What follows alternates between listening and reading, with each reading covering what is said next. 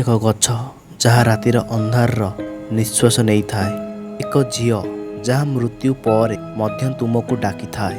ଏହା କୌଣସି କାହାଣୀ ନୁହେଁ, ଏହା ଓଡ଼ିଶାର ଝିଅ ଗଛର ଅଭିଶପ୍ତର ସତ୍ୟ ଘଟଣା। ଏହି କାହାଣୀର ଉଦ୍ଦେଶ୍ୟ ହେଉଛି ଆପଣଙ୍କୁ ଭୟଭୀତ ଏବଂ ଉତ୍ସାହିତ କରିବା। ଯଦି ଆପଣ ଭୟଙ୍କର କାହାଣୀକୁ ଭଲ ପାଆନ୍ତି ତେବେ ଏହି କାହାଣୀ ଆପଣଙ୍କ ପାଇଁ। ଚାଲନ୍ତୁ କାହାଣୀଟିକୁ ଆରମ୍ଭ କରିବା। ଏକ ଛୋଟ ଗାଁ ଝିଲିଗୁଡ଼ା। ଗାଁଟି ଛୋଟ, ଲୋକ କମ୍। ଦିନରେ ଏହା ଶାନ୍ତ ଥିଲା, କିନ୍ତୁ ରାତିରେ ଏହା ଜନଶୂନ୍ୟ ହୋଇଯାଏ। ଏହି ଗାଁ ମୁଣ୍ଡରେ ଏକ ପୁରୁଣା ବଡ଼ ଗଛ ଥିଲା। ଲୋକମାନେ ଏହାକୁ ଝିଅଙ୍କ ଗଛ ବୋଲି କହୁଥିଲେ। ଏହାକୁ କାହିଁକି ଝିଅଙ୍କ ଗଛ କୁହାଯାଏ? ଅନ୍ଧାରରେ ଏହି ଗଛ ସାମ୍ନାରେ ଚାଲିଯିବାକୁ ଲୋକମାନେ କାହିଁକି ଭୟ କରୁଥିଲେ? 10 ବର୍ଷ ପୂର୍ବେ ଏହି ଗଛ ତଳେ ଏକ ଝିଅର ମୃତଦେହ ମିଳିଥିଲା। ଖୁଲନ୍ତା ସେ ଜଣେ ମୂର୍ତ୍ତିକାର ଥିଲେ। ଗାଁ ଲୋକମାନେ ଏହା ମଧ୍ୟ କହିଥିଲେ ମୂର୍ତ୍ତିକାର ଆତ୍ମହତ୍ୟା କରିନଥିଲେ, କାରଣ ତାଙ୍କ ଆଙ୍ଗୁଠି ବଙ୍କା ଥିଲା, ତାଙ୍କ କାନ ବିନ୍ଧା ହୋଇଥିଲା, ଅନେକ ଚିହ୍ନ ଥିଲା। ଏହାର ଅର୍ଥ ସେ କୌଣସି ଅପରାଧର ଶିକାର ହୋଇଥିଲେ। ଏବେ ମଧ୍ୟ ରାତି 1 ପରେ ଗଛ ତଳେ ଏକ ଅନ୍ଧାର ଚିତ୍ର ଦେଖାଯାଉଛି। ଲୋକମାନେ ଏହାକୁ କୁହନ୍ତି ଗୋଟିଏ ଝିଅ ଗଛରୁ ଓଲଟା ଝୁଲୁଛି। କେହି ଜଣେ ଏହାକୁ ନିଜ ଆଖିରେ ଦେଖିଛି। ଝିଅଟି ଘୁରୁଛି, ହସୁଛି ଏବଂ କେତେବେଳେ ଡାକୁଛି, ତୁମେ ମୋତେ ଦେଖିଲ, ତାପରେ ତୁମେ ଆସିଲ। ଜଣେ ଯୁବକ ରୋହିତ ଏହି ସତ୍ୟକୁ ବିଶ୍ୱାସ କରିନଥିଲେ।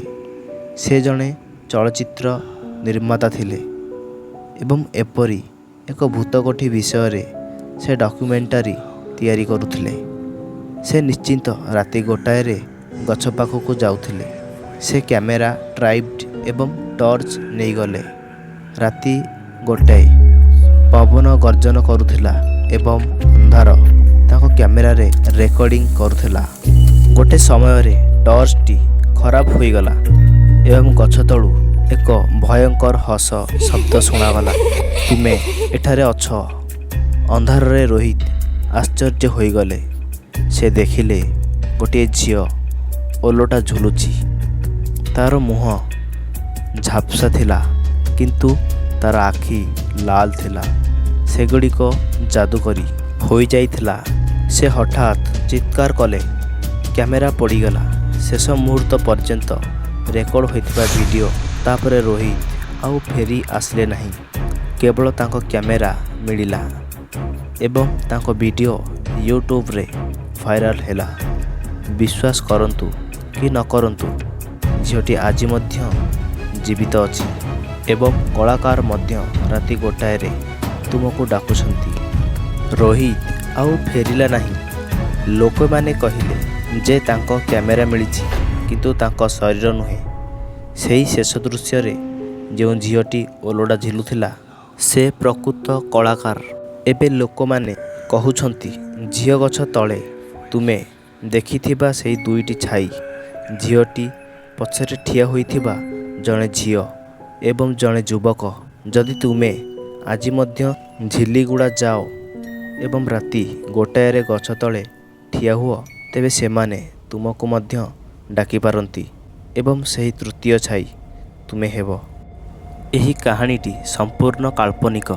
ଏଥିରେ ଦର୍ଶାଯାଇଥିବା ଅଭିଜ୍ଞତା, ଘଟଣା ଏବଂ ବସ୍ତୁଗୁଡ଼ିକ ଅନ୍ୟ କାହା ସହିତ ସମାନ ନୁହେଁ, ଜୀବିତ କିମ୍ବା ମୃତ ସହ ବି। ଏହାର ଉଦ୍ଦେଶ୍ୟ ହେଉଛି ମନସ୍ତାତ୍ତ୍ୱିକ, ରୋମାଞ୍ଚ ଏବଂ ମନୋରଞ୍ଜନ। ଦୟାକରି ଏହାକୁ ବାସ୍ତବ ଭାବି ଭୟଭୀତ ହୁଅନ୍ତୁ ନାହିଁ। ଏଭଳି ଓଡ଼ିଶା ଭୟଙ୍କର ଗଳ୍ପ ପାଇଁ ସବସ୍କ୍ରାଇବ୍ କର ରହସ୍ୟମୟ ରାତି ଓଡ଼ିଆ ହରର ଷ୍ଟୋରି ଚ୍ୟାନେଲକୁ। ପ୍ରତି ରାତି ନୂଆ ଆତ୍ମାର କାହାଣୀ ନେଇ ଆସୁଛି।